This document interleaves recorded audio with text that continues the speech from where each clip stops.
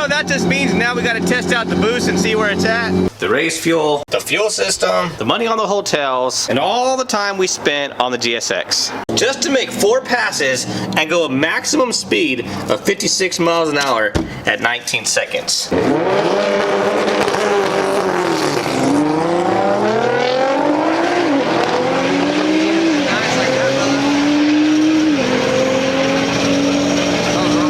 Now, was it actually because of a spark plug? In today's video, we're gonna find out. Now, I checked a lot of things, you guys, and I ohmed out the spark plug wires. I tested the coil.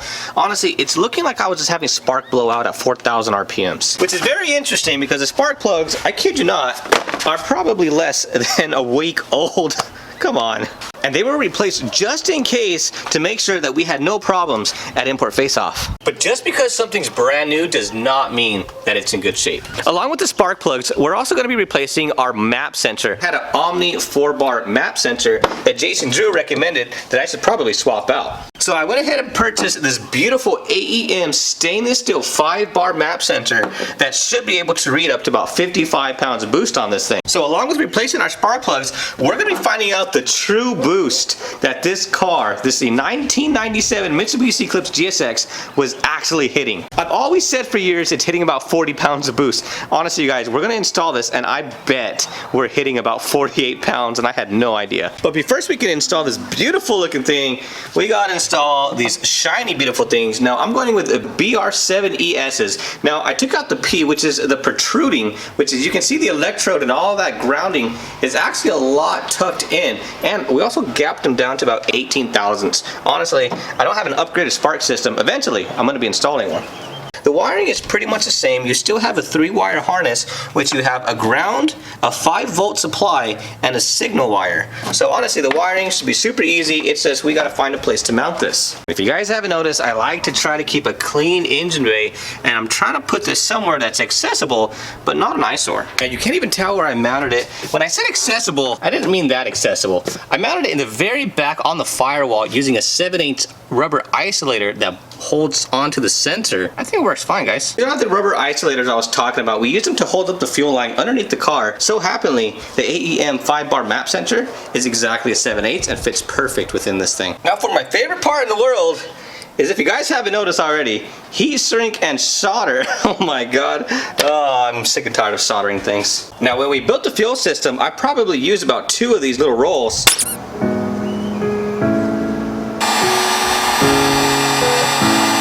If I have to solder one more thing, so help me.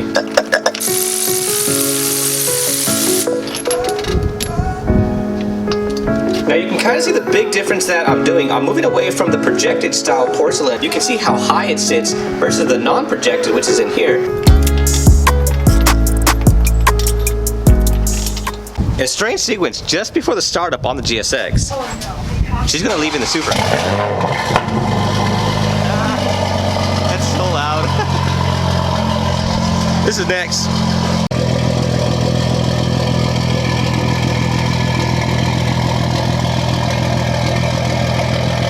Such a beautiful car. Quite the world's most controversial car, however. Watch the lip. Watching you. Oh, sweet Jesus. Yeah, it hits. We definitely need to fix that. Now it's our turn. I reckon the GSX sounds just a tad bit better. My opinion.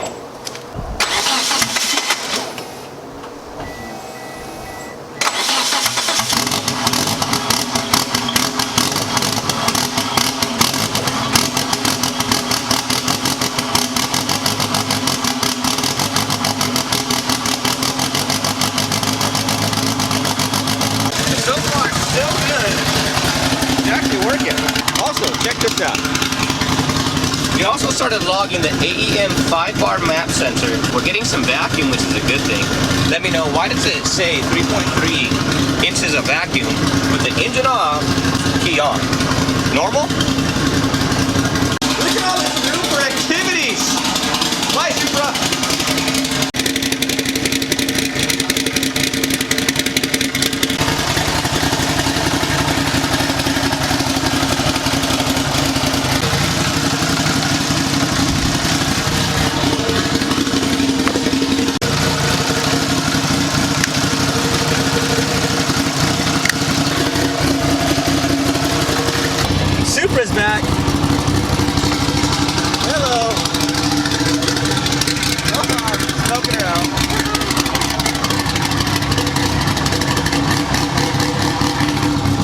think the GSX sounds better. What do you guys think? I'm gonna go for a test drive. I'll be back. If I call you, it's because I exploded. Now we have a helmet. We're not gonna go full race mode, you guys. We're just gonna be going on a slight cruise just to make sure it's not misfiring above 4,000 RPMs. And obviously to see what our real boost is at. That's gonna be cool. Just casually driving this all-wheel drive monster. Also, anybody like CRXs? If we can get above 4,000 RPMs without misfiring, that's going to determine if we do a full wide open throttle pull to see how much boost we're running. For years, I always thought the car never hit over 40 PSI, when in fact, possibly was all the map sensor. Now all we're doing is to go over 4,000 RPMs.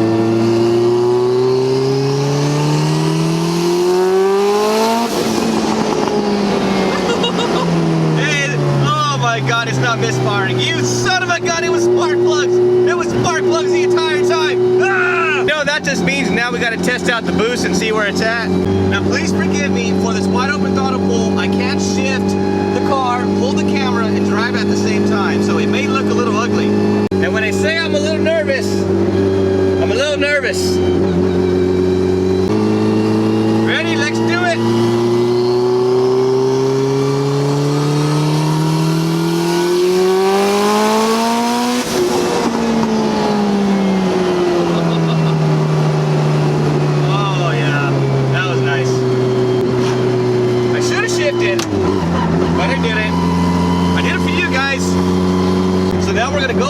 Check out the log and see what it actually says. Now remember, the max we would see was about 39 PSI. Once in a while we would see 40 PSI boost. That dog box though, come on guys.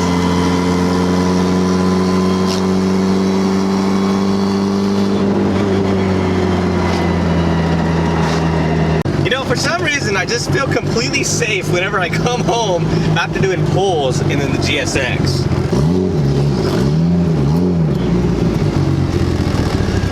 So we got some good news, bad news, also some more good news. The bad news is obviously we spent a couple thousands of dollars to go race at Import Face Off.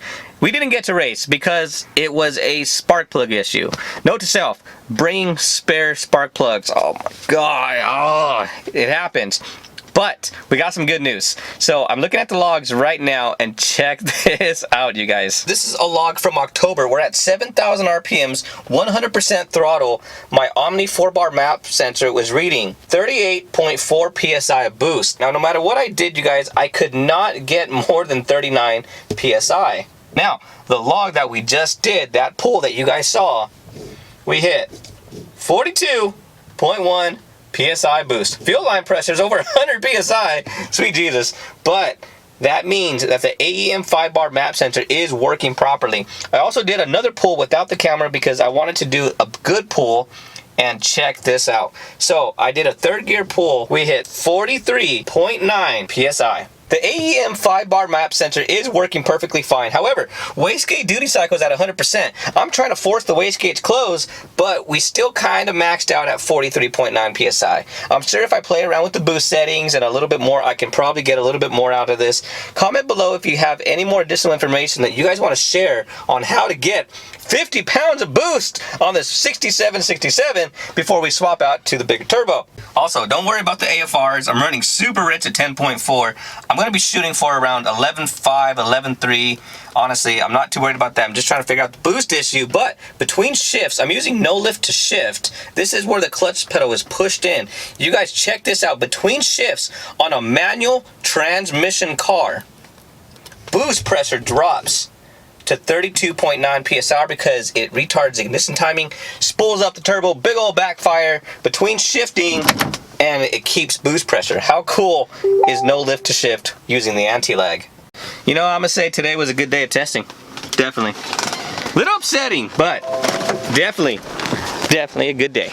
You know, now we just gotta play around with the boost settings, get the AFRs dialed in. Oh, Oh man, I wish we can go to another import face-offs, in which we are is in a couple months, or we might just go out to the drag strip and see if we can hit a 9-second pass before the year 2022 ends. Obviously, when we put the big boy turbo on, we're gonna shatter the drivetrain parts to pieces. So if you guys want to check out me shattering some drivetrain parts, go ahead and hit that subscribe button. Don't forget to like the button. We fixed some stuff, we diagnosed, we had some fun. Hopefully you guys had some fun. And as always, I'll catch you guys in the next one. Thanks for watching. Later. I'm gonna shave. Dude, beard? Yeah, come on guys, let's go. Also, I filmed this entire video with me being really sick. So my wisdom teeth came in and I can't open my jaw more than like a half an inch. So what you're seeing right now is my maximum jaw opening, and I did a whole video. So this video's never gonna end. Also, shout out Jason Drew. Dude, you're right, bro.